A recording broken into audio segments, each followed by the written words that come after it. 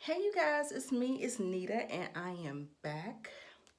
Sorry I've been gone for so long, y'all. I'll give you a story time about that later. But let's get into the status report for P Valley Season 1, Episode 8, the season finale. One of the best episodes of TV this year. Like, turn all the way up. Okay, so if y'all think this is gonna be a regular recap where I actually just tell you what everybody else on YouTube is telling you, no, I'm not doing that. I have adopted a style of review where I touch on certain characters that I like. I have talking points. So I have like a turn up character.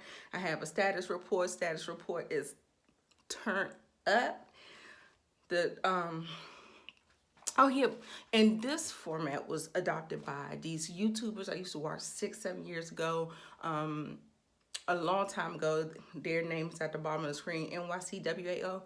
And basically what I used to do when I used to write my reviews, I used to break it down like characters, moments, clutch of pearls, you know, MVP, creep ambassador, stuff like that. So what I'll do is basically touch on the things that I liked and enjoyed about the show and talk about that a little bit, and we can have some discussion.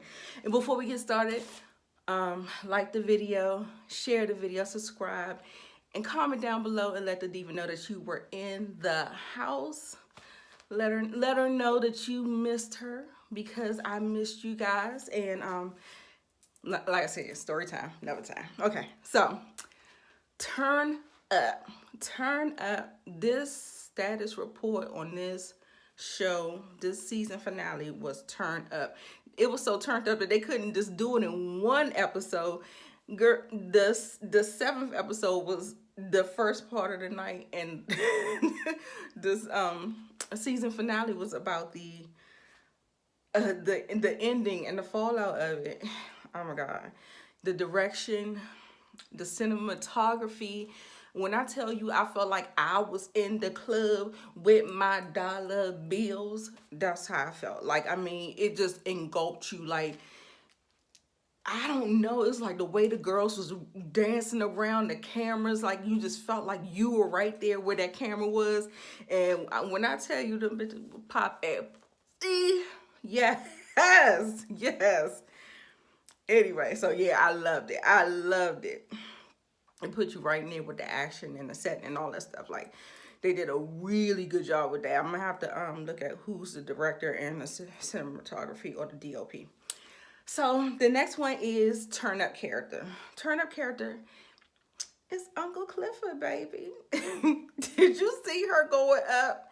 She was turning up at Murder Night. When he got on that stage, baby, and started performing, he threw that coat off. She was flipped all around. I was like, I said, girl, you better do you better do it every time she popped her ass on the screen. I was screaming. I was hollering. It was just so funny. Like, and then when she was like, he threw that mink off and threw it in the thing. He was like, bitch, oh no, you didn't. Like, not nigga, not bitch, but nigga, I know you didn't. So it was just real funny. Like, she went to go fight that, get ready to fight that bitch over that damn coat. It was so funny to me. I loved it. She should have been on stage.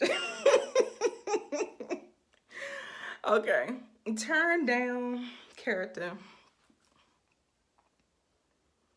Y'all. M.I. Crooked letter. Girl. Keyshawn, you need your ass beat. Oh, no, guess what? You is gonna get your ass beat. I can't believe she did that.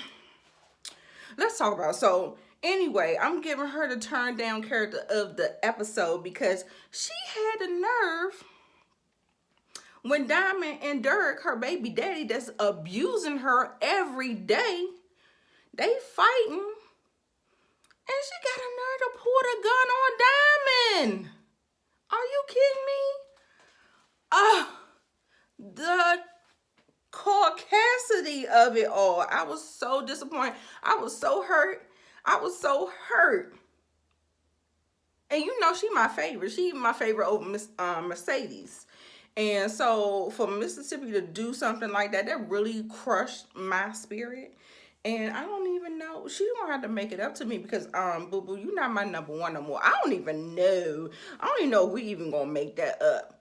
But you know, it hits on a good point with domestic violence and abuse and abusers and abusees, and how it is hard to get over certain traumas and being scared and all of that. Mississippi, you ain't shit. Girl, I did not like her for that.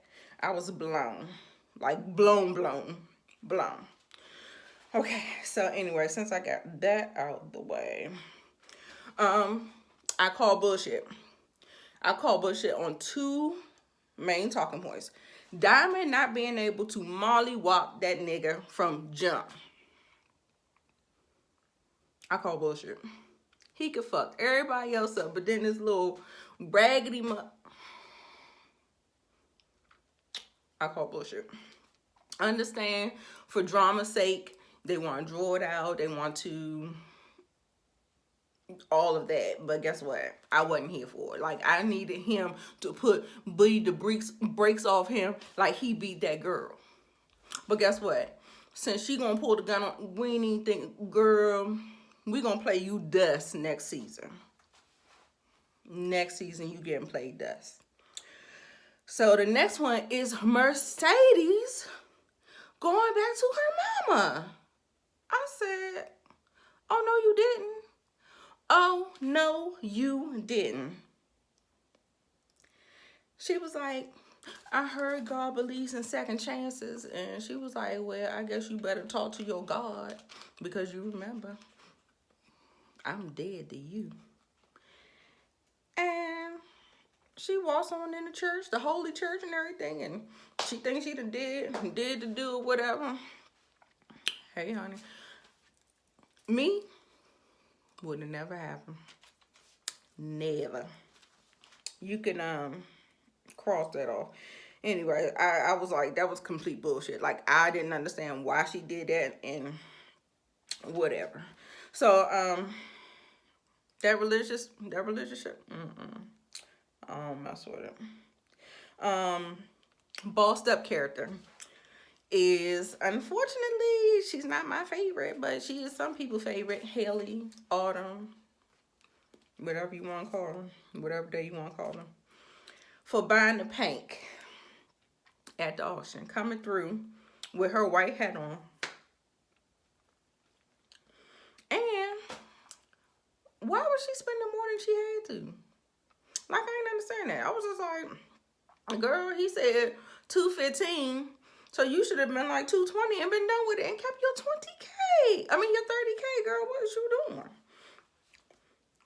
Anyway, but yeah, she bossed up, and I knew she would. And I'm just understanding. I'm trying to figure out. I mean, I feel like she's out for self, and that's why I don't like. You know, I got a love-hate relationship with selfish people, and so, I'm sorry if you hear my AC just jumped on my bed.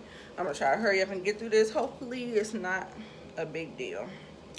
Yeah, I have a issue with selfish people, and so I understand loving yourself and doing for yourself and stuff like that, but she just rubs me wrong, child. Had her all dressed in white like she the white savior girl. Anyway, well, we saved the paint. That's all we talking about, girl. We saved the paint. Creep ambassador. I have 3 people. We had some shady people in this episode, child. I already did the turn down character, which was Mississippi, my biggest disappointment. But we had some real creeps. Number 1, the Empire executive that was looking for, that came in recruiting for Little Murder. And then he ended up having Eyes for Mississippi. And then he tried to play them like a soybean burger and was like, yeah, you know, little people like Little Murder, they come a dime a dozen. But that Black Barbie right there, I can do something with her. I can do something with her. I didn't like him. You know, he gave me vibes of, you know, the music industry, rape culture, trying to befriend someone to try to get the upper hand on them. And then she's already like that. She's already built like that because she's like that with her baby daddy. And she wouldn't be able to handle. She'll be one of them people the perfect so he can put her under his thumb. Like just that whole massage noir where the man wants to be a manager and all of that, and run her life and give her the pieces of whatever he want to give her, but he's in total control. So that really gave me like rapey, like just the whole toxic where your manager is running your life and you're the talent. Yeah, I'm not here for it. Montavious is number two. He was just a damn creep, just a creep. Just a creep, just for creep's sake. And that creep got what he deserved. Now, will there be some blowback? And he did mention that gang that he was in. Okay. And number 3, last but not least, that goddamn Derek stalking Keyshawn the whole goddamn night. I mean, the whole night. And then make it so bad, he one of them jerks that come in your place of business and be like, let me get a bottle or something and put it on her tab. I said, what? Nigga, what? So yeah, he already came like, no, I cannot do that for there. So anyway, he was just a creep. Anyway, the best monologue or the best dialogue, the best scene that really kind of touched my heart was when Little Murder came back to check on Uncle Clifford when he played him like a soybean burger in the VIP section when he was talking to the Empire exec for his opportunity and his chance at becoming what he was trying to become. And Uncle Clifford came and he was just like, yeah, and put his hand on his shoulder. It was like, how y'all doing? I don't feel like it was out of, you know, because some people are just more touchy-feely, more, what do I want to say? More, just carefree and lax in how they communicate. Some people say baby all the time and sweetie and dear and all that stuff, and you're not their significant other, but that's just the way they are and that's the way they operate. And you could get that off of Uncle Clifford anyway. You didn't even have to play her like that, and I was not here for it. I did not like it. But when Little Murder came into Uncle Clifford's office and he said to her, you know, basically he was sorry, and Uncle Clifford was extremely hurt. I mean, she came in there, she started pouring herself some bourbon, some brown, I don't know what it was, but I'm just gonna, I might say it was some brown, some bourbon or whatever. And she was just drinking this straight and was like really just trying to get herself, her bearings together. And I just felt so bad. And Uncle Clifford was just like, Little Murder came in there, and when I tell you he looked like a hurt, like he knew he made the mistake of his life. Yeah, that's how he looked.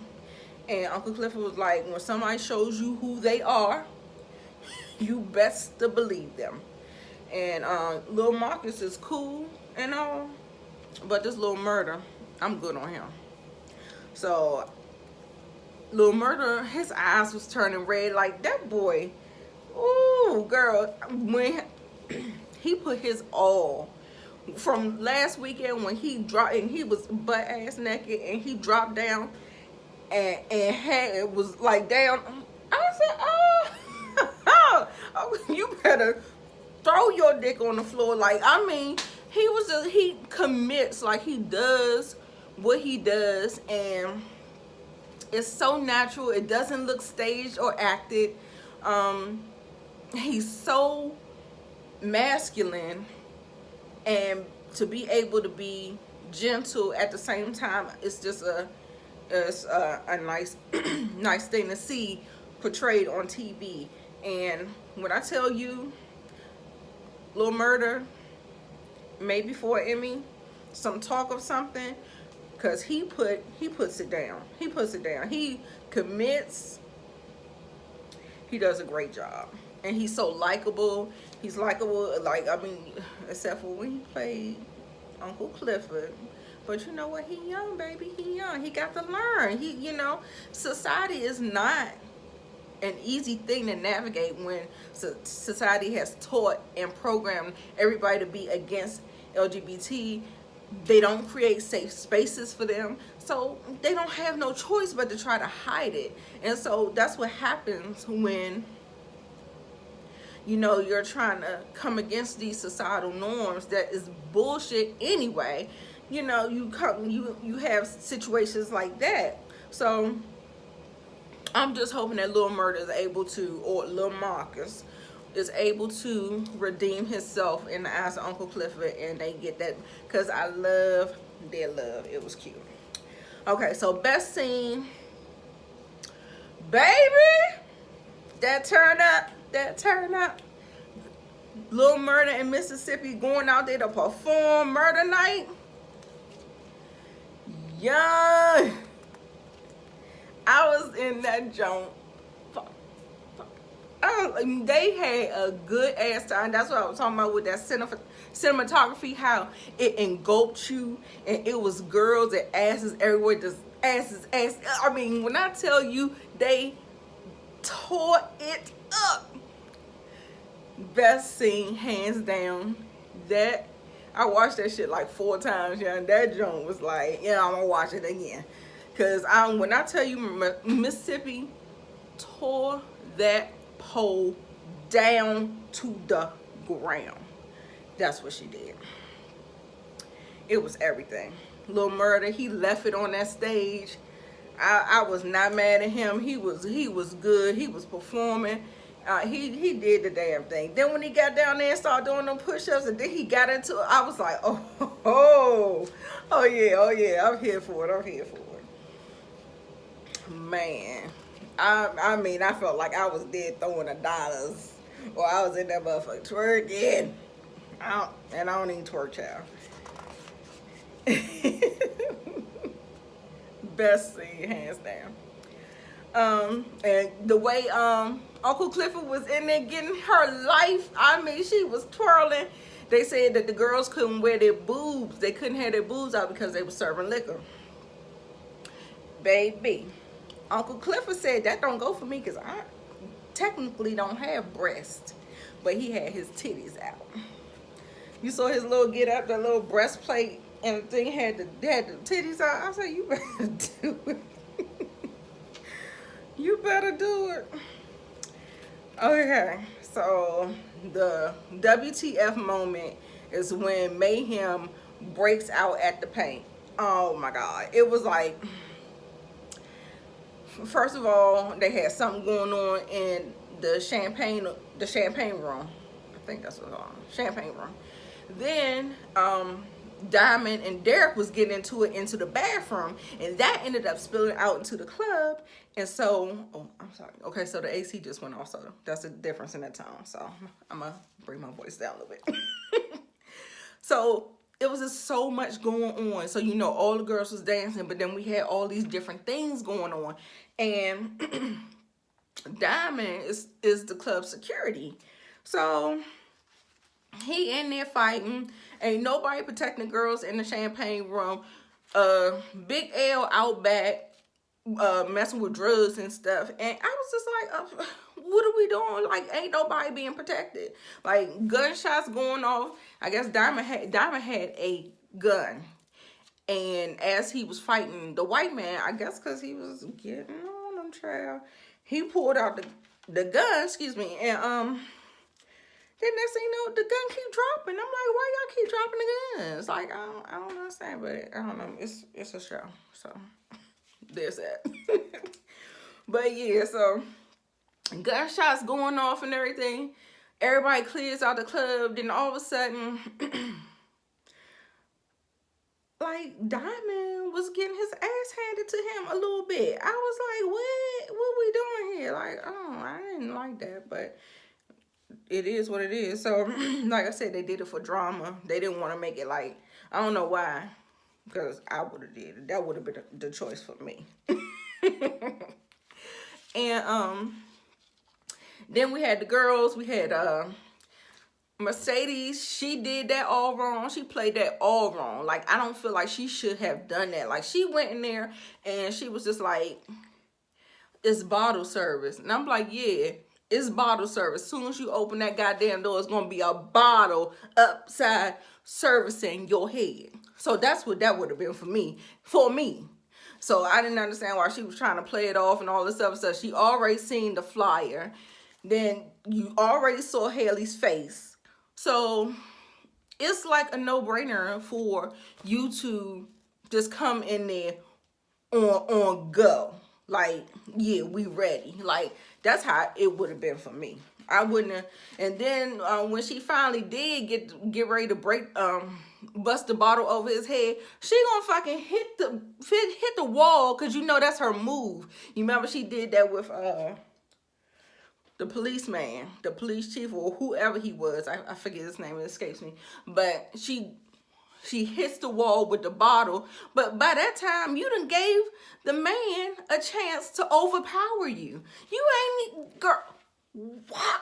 It on go. What are you doing? So it was just like a little bit of contrivances in there. But for show's sake, we will let it go. But it was a lot going on. And it was like, clutch my pearls. Like, I was scared. I thought Keyshawn was going to get shot at one point. There was a point where Uncle Clifford had a clear shot at Montavious, because he had Mercedes up against the wall, holding her up against the wall, and she dug into his leg and got away from him. And she got away from him. Montavious was standing right there, and Uncle Clifford shoots the gun, but apparently he missed. She missed. Okay. That's fine. Whatever. As long as he got done. And he got done. So, yeah, it was a lot. But that's all I got for my notes, y'all. I hope you guys enjoyed my highlights of season 1, episode 8. This is a debut, like a pilot trial. We do know that it's been renewed for season 2. Thank God. So they're gonna be coming back better than ever. I have complete faith in Katori Hall. I'm gonna be looking at her IMDb, see what's going on. She is popping. She's doing a damn thing. I saw a couple of interviews with her, and she was saying how this was a passion project, and how she had researched strip clubs up and down the south of the border for a long time before she actually crafted the story, which we're getting. And thank you so much. I hope you're watching. But anyway, if you're not, that's fine. Totally cool.